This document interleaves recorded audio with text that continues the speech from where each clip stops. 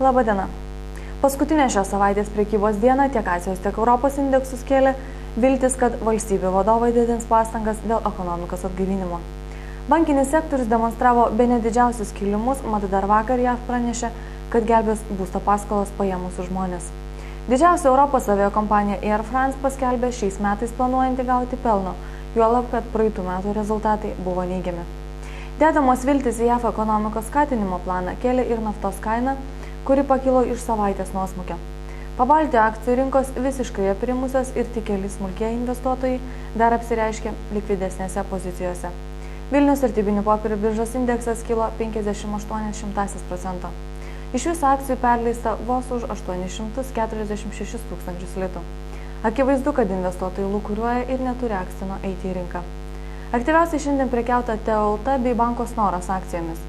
Bendrovė City Service paskelbė didinsiantį statinį kapitalą, išleisdama apie 7 milijonus akcijų.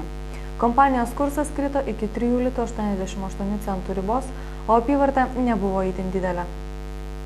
Kaimyninės Latvijos vertybinių popierių biržos indeksas sumenko 2,22%.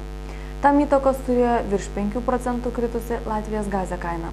Nuo daugiau kaip už 10 000 Latvijos latų perleista Oline Pharma akcijų. Talino vertybinių popierių biržos indeksas neatsiliko nuo Latvijos ir fiksavo 1,12% nuosmukį. Ir taip visą savaitę nedžiuginusi gerą apyvartą, šiandien birža buvo perleista akcijų vos 221 000 eurų. Indeksą labiausiai tempė virš 2% kritusi Tallink Group bei Esti Telekom kaina. Bendras kritusių ir kilusių pozicijų santykis šiandieną buvo 6:7. Šiandien naujienų tiek, gero jums savaitgalio.